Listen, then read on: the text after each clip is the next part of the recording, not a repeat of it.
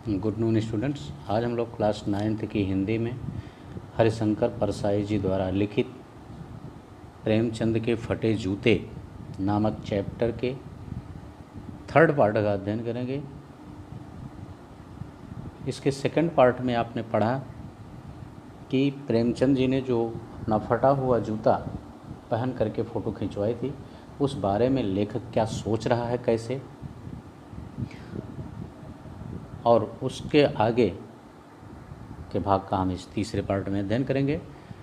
तो आइए देखते हैं इस तीसरे पार्ट को। लेकिन इससे पहले यदि इस चैनल को अभी तक आपने सब्सक्राइब नहीं किया है तो चैनल को सब्सक्राइब अवश्य कर लें, बेल आइकन दबा दें, जिससे कि आपके सिलेबस से संबंधित वीडियो अपलोड होते ही उसका नोटिफिकेशन आपके पास पहुंच जाए। वीडियो को अधिक से अधिक लाइक और शेयर करें और हमें भी कमेंट करके ये ज़रूर बताएं कि ये वीडियो आपको कैसा लगा। तो आइए इस थर्ड पार्ट में हम देखते हैं उसके आगे। तुम फटा जूता बड़े ठाठ से पहने हो, मैं ऐसे नहीं पहन सकता। लेखक कहता है कि आपने तो बड़ी प्रसन्नता के साथ, ठाठ से का मतलब बड़े खुश होकर के, बड़ी प्रसन्नता से आपने इन फटे जूतों को पहन रखा है, लेकिन मैं कभी भी इस तरह के फटे हुए जूते को नहीं पहन सकता। फ़ोटो तो ज़िंदगी भर इस तरह नहीं खींचाऊँ, और जहाँ तक इस तरह के जूते पहन करके फ़ोटो खिंचवाने का सवाल है तो इस तरह के फ़ोटो तो मैं अपने जीवन में कभी नहीं खिंचवाऊँगा। भले ही कोई मेरी जीवनी का मतलब जीवन परिचय, भले ही कोई मेरा जीवन परिचय बिना फ़ोटो के ही छाप दे, वो मुझे मंजूर है, लेकिन इस तरह के फटे जूते पहन करके फ़ोटो खिंचवाना मुझे कतई मंजूर नहीं है। और तुम्हारी यह व्यंग भरी मुस्कान मेरे हौसले पस्त कर देती है। और लेखक कह रहा है कि और इन फटे जूते को पहनने के बाद भी जो तुम व्यंग भरी मुस्कान मुस्कुरा रहे हो, वह मेरी हिम्मत को और भी पस्त कर दे रही है। क्या मतलब है इसका? कौन सी मुस्कान है? इन फटे जूतों में भी तुम इस तरह से मुस्कुरा रहे हो, आखिर तुम्हारे इस मुस्कुराहट का क्या मतलब है? क्या होरी का गोदान हो गया? क्या पूस की रात में नीलगाय हलकों का खेत चर गई? अर्थात क्या होरी का गोदान हो गया है, अर्थात होरी ने गोदान कर लिया है। गोदान प्रेमचंद का एक उपन्यास है, ठीक ना। और पूस की रात एक कहानी है, तो उसके पात्र हैं हल्कू, नीलगाय, और गोदान का एक पात्र है होरी। तो इसीलिए कह रहा है क्या होरी का गोदान हो गया, अर्थात क्या होरी ने गोदान कर दिया जो आप इतने प्रसन्न हो गए हैं और मुस्कुरा रहे हैं, या आपकी पूस की रात नामक कहानी में नीलगायों ने हल्कू के खेत को नष्ट कर दिया है, चर लिया है, इसलिए आप इस तरह मुस्कुरा रहे हैं। क्या सुजान भगत का लड़का मर गया क्योंकि डॉक्टर क्लब छोड़कर नहीं आ सकते थे, अथवा उस भगत का लड़का मर गया क्योंकि डॉक्टर अपने क्लब छोड़कर नहीं आ पा रहे थे? क्या इस तरह से आप मुस्कुरा रहे हैं, इसलिए मुस्कुरा रहे हैं? ये भी उनकी एक कहानी है जिसका नाम है मंत्र, ठीक ना। उसमें भगत और डॉक्टर साहब, इनका नाम था डॉक्टर चड्ढा, ये दो पात्र हैं उसके। तो भगत का लड़का बीमार था, भगत अपने लड़के को लेकर के डॉक्टर साहब के पास आया था, लेकिन उस समय डॉक्टर साहब खेलने के लिए जा रहे थे, तो वो अपना खेल नहीं खेले और उससे कहे कि कल आना, और जबकि रात में भगत का लड़का मर गया था। तो इसीलिए यहाँ लेखक कह रहा है कि क्या भगत का लड़का मर गया और डॉक्टर साहब अपना क्लब छोड़ करके, यानी अपने खेल को छोड़कर वो भगत के लड़के को देखे नहीं, इसलिए वो मर गया, इसलिए मुस्कुरा रहे हैं? नहीं, मुझे लगता है माधो औरत के कफन के चंदे की शराब पी गया। कफन भी एक रचना है प्रेमचंद जी की, तो वही कह रहे हैं, माधो उसका एक पात्र है, तो वही लेखक यहाँ पर कह रहा है। अथवा ऐसा लगता है कि जैसे कफन, माधो जो है वो अपने पत्नी के कफन को बेच करके शराब पी गया है उसके चंदे से, उसके औरत के पास, यानी माधो की औरत के मरने के बाद माधो के पास इतना पैसा नहीं था कि वो अपनी पत्नी के लिए कफन ले आता, तो लोगों ने चंदा लगा करके उसके लिए कफन की व्यवस्था की, और माधो शायद उस कफन को बेच करके शराब पी गया था उसका। शायद इसलिए आप मुस्कुरा रहे होंगे, क्योंकि मुझे इसी तरह की मुस्कुराहट ही आपकी लग रही है। मैं तुम्हारा जूता फिर देखता हूँ, कैसे फट गया, यह मेरी जनता के लेखक।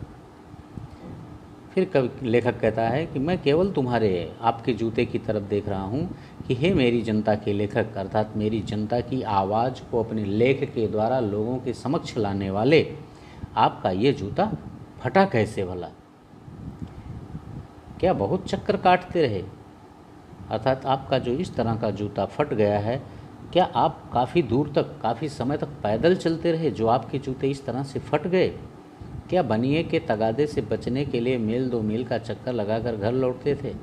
अथवा आप अपने इतनी उधारी थी आपके पास कि उन बनियों के तगादे के डर से आप सीधे रास्ते से ना आकर के घूम करके दूर के रास्ते से आप मील 2 मील का चक्कर लगा कर आते थे, इसलिए पैदल चलने के कारण आपके जूते फट गए। चक्कर लगाने से जूता फटता नहीं, घिस जाता है।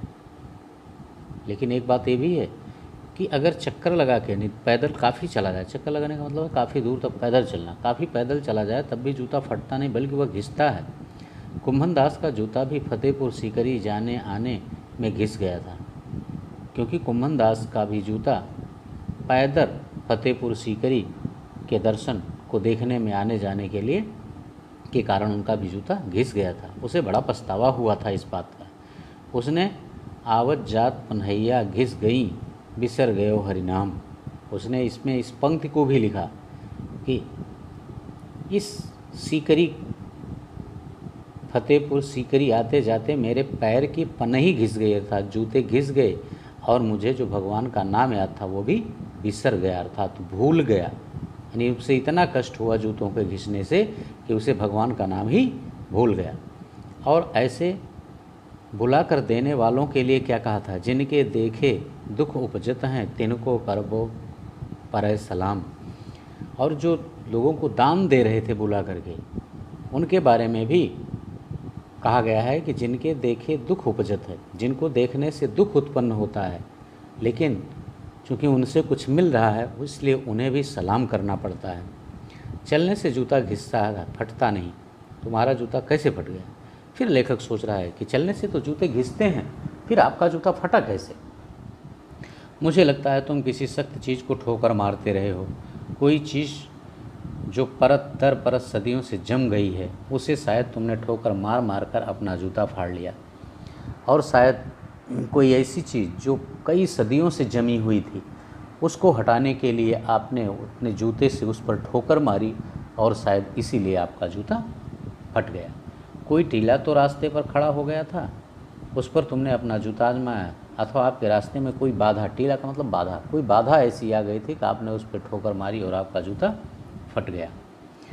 तुम उसे बचाकर उसके बगल से भी तो निकल सकते थे, लेकिन अगर आपके रास्ते में कोई ऐसा टीला था तो आप उस टीले को छोड़ करके बगल से भी, उसके दाएं बाएं से भी गुजर सकते थे। टीलों से समझौता भी तो हो जाता है। टीले का मतलब बाधा, उन बाधाओं से कभी कभी समझौता भी करना पड़ता है। सभी नदियाँ पहाड़ थोड़े फोड़ती हैं, अर्थात सभी नदियों से पहाड़ तोड़कर ही सभी नदियाँ नहीं निकलती हैं। कुछ नदियाँ पर्वतों को अगर सख्त चट्टान पड़ रही है तो उसके बगल से निकल जाया करती हैं। कोई रास्ता बदल कर घूम कर भी तो चली जाती है। वही है कि नदियाँ अपने रास्ते को बदल देती हैं कठोर चट्टान मिलने के कारण। तो आपको भी ऐसा ही करना था। तुम समझौता नहीं सके।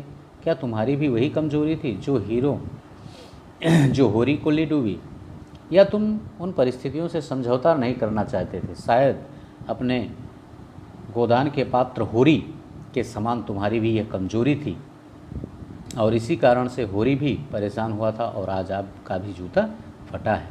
वही नेम धर्म वाली कमजोरी, नेम धर्म उसकी भी जंजीर थी और होरी भी नेम धर्म की कमजोरी में बंधा हुआ था, क्योंकि नेम धर्म भी होरी की कमजोरी थी, वही उसके लिए जंजीर बंधन का कार्य कर रही थी। मगर तुम जिस तरह मुस्कुरा रहे हो उससे लगता है कि शायद नेम धर्म तुम्हारा बंधन नहीं था, तुम्हारी मुक्त थी। लेकिन तुम्हारी मुस्कुराहट को देख करके तो ऐसा प्रतीत हो रहा है कि जैसे नेम धर्म तुम्हारा बंधन नहीं बल्कि उस तुम्हारी मुक्ति का कारण था, तुम्हारे स्वतंत्र होने का कारण था। तुम्हारी यह पाँव की उंगली मुझे संकेत करती सी लगती है, जिसे तुम घृणित समझते हो उसकी तरफ हाथ की नहीं पाँव की उंगली से इशारा करते हो। लेकिन ऐसा प्रतीत हो रहा है मुझको कि शायद आपने जो अपने फटे जूते की उंगली निकाल रखी है, शायद तुम जिसे संसार में सबसे घृणित, तुच्छ और नीच समझते हो जिस कार्य को, उस कार्य की तरफ, उस व्यक्ति की तरफ तुम अपने हाथ की उंगली से नहीं बल्कि अपने पैर की उंगली से इशारा करते हो। तुम क्या उसकी तरफ इशारा कर रहे हो जिसे ठोकर मारते मारते तुमने जूता फाड़ लिया? कहीं तुम ऐसा तो नहीं उस तरफ इशारा कर रहे हो जिस व्यवस्था को जो सदियों से जमी हुई है उसको ठोकर मारकर हटाने के एवज में जो आपने अपना जूता फाड़ लिया, कहीं अपने आप फटे जूते के पैर की उंगली से उस तरफ तो नहीं इशारा कर रहे हैं आप। मैं समझता हूँ, तुम्हारी उंगली का इशारा भी समझता हूँ और यह व्यंग मुस्कान भी समझता हूँ। फिर लेखक कहता है कि मैं तुम्हारे इस व्यंग मुस्कान और तुम्हारे पैर की उंगली द्वारा किए गए इशारे को भी अच्छी तरह से जानता हूँ। तुम मुझ पर या हम सभी पर हंस रहे हो, उन पर जो उंगली छिपाए और तलवा घिसाए चल रहे हैं। शायद तुम मुझ जैसे लोगों पर हंस रहे हो। लेखक ने पीछे बताया है कि लेखक के जूते का तलवा भी घिस गया है, लेकिन ऊपर से नहीं फटा है, इसीलिए उसका तलवा घिस गया है और जूता बदल नहीं रहा है, क्योंकि वो लोगों को दिखाई नहीं दे रहा है। इसीलिए वो कह रहा है कि शायद तुम मुझ जैसे लोगों पर ही हंस रहे हो, उन पर जो टीले को बरकरार बाजू से निकल रहे हैं। शायद इसलिए आप मुझ पर हंस रहे हो क्योंकि हम जैसे लोग टीले को बचा करके उसके बगल से ही निकल जा रहे हैं, अर्थात हम परिस्थितियों से संघर्ष नहीं कर रहे हैं। तुम कह रहे हो मैंने तो ठोकर मार मार कर जूता फाड़ लिया, उंगली बाहर निकल आई पर पाँव बच रहा है और मैं चलता रहा, मगर तुम उंगली को ढकने की चिंता में तलवे का नाश कर रहे हो। तुम चलोगे कैसे? लेखक कह रहा है कि मैं अपने उंगली को बचाने के लिए, कि मेरी उंगली दिखने न पाए, इसलिए मैं जूते को ऊपर से बचाया हूँ, अपने तलवे को घिस रहा हूँ, जिससे मुझे कष्ट भी हो रहा है। लेकिन आप अपने तलवे को बचाए हैं, जूता फट गया, भले ही उंगली निकली हुई है, लेकिन आपको किसी प्रकार का कोई कष्ट नहीं हो रहा, अर्थात आपका पैर सुरक्षित है।